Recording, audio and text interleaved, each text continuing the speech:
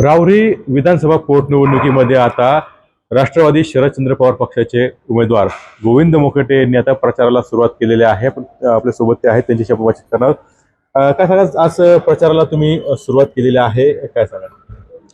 आज आम्ही प्रचाराला सुरुवात केली। राहुरीची ही पोटनिवडणूक आहे, ही इथून मागे कधीच अशी निवडणूक झाली नाही, अशी निवडणूक ही होणार आहे।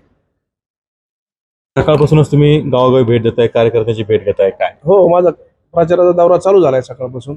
लोकांचा उत्स्फूर्त प्रतिसाद आहे। आम्ही निवडणूक जिंकणार। काही आव्हान वाटतं समोरच्या प्रतिस्पर्धी उमेदवाराचं? कारण पारंपरिक तुमचे विरोधक आहेत, एक सत्तेमध्ये पक्ष आहे भाजप, आणि काय सांगा? कुठलंच आव्हान नाहीये।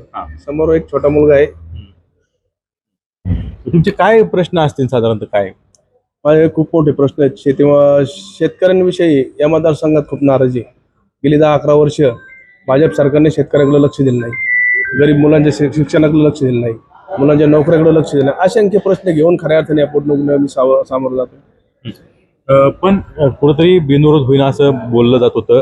तसे काही प्रयत्न झाले का? तुम्हाला काही कोणाचा फोन आला? मला कोणाचाच फोन नाही बिनविरोधसाठी, आणि बिनविरोध होणार बी नव्हते। मी आधी सांगितलं होतं सगळ्यांना, इथं काही बिनविरोध होत नसते। पण एकीकडे तर ठाकरे गटाचेच माजी जिल्हा प्रमुख जे आहे ठेवरे, हे देखील आता रिंगणात, निवडणुकीची रिंगणात आहे। त्यांचं काही समजून घालणार तुम्ही की किंवा त्यांचं काही आव्हान असणार? ते माझे चांगले मित्र आहेत, आमचे नेते आहेत। खऱ्या अर्थाने 10-20 वर्ष ते जिल्हा प्रमुख म्हणून या नगर जिल्ह्यात काम केलंय। 2014 साली उद्धव ठाकरेंनी त्यांच्यावर विश्वास ठेवला आणि त्यांना पक्षाचं तिकीट दिलं होतं, पण त्यावेळेस ते लढले नाही। त्यांनी तिकीट तनपुरेंना दिलं, आणि त्याच्यामुळे कदाचित ह्यावेळेस त्यांना तिकीट दिलं नसेल, पण ते माझे चांगले मित्र आहेत।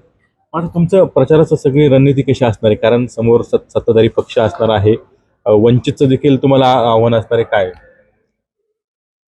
आम्हाला कुठल्याही पक्षाचं आव्हान नाही। आम्ही कामाचे जीवन, माझ्या जेऊर गटात मी एक पंचायत समिती सदस्य, जिल्हा परिषद सदस्य म्हणून मी नगर तालुक्यातल्या जेऊर गटात काम करतो।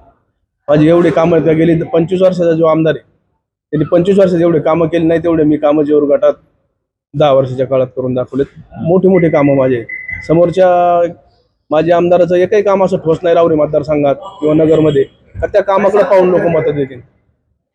पण गेल्या काही मागच्या काळामध्ये राजकीय जीवनात अनेक संघर्ष तुम्हाला करावा लागला, पुढच्या काळात देखील कदाचित संघर्ष करावा लागू शकतो।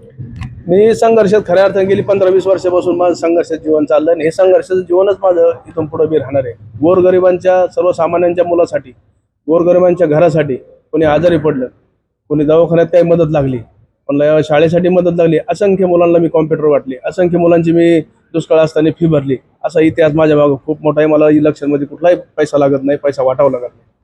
पण प्रामुख्याने आता प्रचाराचे मुद्दे काय असणार आहे आणि कशा प्रकारे प्रचार सुरू होईल? म्हणजे कोण कोण नेते येणार, शरद पवार साहेब येणार की कसं काय? आता मी खऱ्या अर्थाने पवार साहेबांचा खंदे कार्यकर्ता, 20 वर्षापासून त्या राष्ट्रवादीत मी काम करतो। मी एकनिष्ठ खऱ्या अर्थाने पवार साहेबांच्या पक्षात काम करतो। वरून कोणते नेत्याने हे पक्ष ठरवून पक्ष देईन त्या नेत्याचा आम्ही सभा घेऊ आणि प्रचार करू।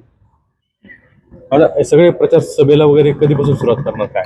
आमचा प्रचार चालू झाला आता, आउट घर तो भेट घेणं, इतर मार्गाने। आता समोरच्याचा प्रचार आमच्या प्रचारात खूप मोठी वेगळेपण आहे। त्यांनी जे प्रचार केला, त्यांच्याकडे फॉर्च्युनर गाड्या येतात, त्यांच्याकडे लँड क्रुझर येतात, ते एसीत बसून घरी एसी, गाडीत एसी, अशा प्रकारचा तो प्रचार झाला। आमचं आम्ही कुठे झोपतो, कुठे उठतो, पण सर्वसामान्यांचं काम आलं का आम्ही रात्री 12 वाजता हजर असतो। अशा प्रकारचं आमचं काम असतं। किती आता एकंदरीत आता प्राजक्त तनपुरे जे आहेत ते उमेदवार असं दावेदार आपण म्हणत होतो, पण त्यांनी माघार घेतली, त्यांना भाजपचे प्रदेशाध्यक्ष असतील, पालकमंत्री असतील, ते जाऊन भेटले, त्याचा काही परिणाम होऊ शकतो का, काय? तर खरं जर म्हणलं तर बापूसाहेब तनपुरे म्हणा, प्राजक्त तनपुरे आमचे नेते आहेत। मी गेली 10 वर्ष त्यांच्या बरोबर काम करतोय, मी त्यांचा एक खंदे समर्थक आहे। पण आता या ऐत्या टायमाला काय झालं, त्यावेळेस त्यांनी का फॉर्म भरला नाही, याचं उत्तर खऱ्या अर्थाने प्राजक्तदार सांगू शकतील, त्यातलं मला काही माहित नाही। पण त्यांची काही मदत होईल, त्यांचे कार्यकर्त्यांची काही तुम्हाला मदत होईल? 100% त्यांची मला मदत होणार आहे। त्यांचे कार्यकर्ते माझंच काम करणार अशी मला खात्री। किती विश्वास वाटतो तुम्हाला विजयाची? मी 200% विजय होणार। 101% नाही तर 200% मी 4 तारखेला गुलाल घेत असतो।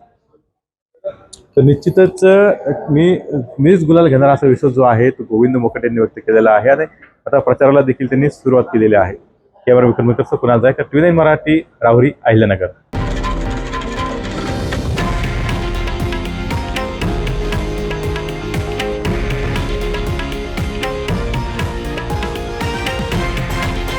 हे आहे देशातील नंबर 1 न्यूज नेटवर्क, आणि आपण पाहत आहात TV9 मराठी, एकमेव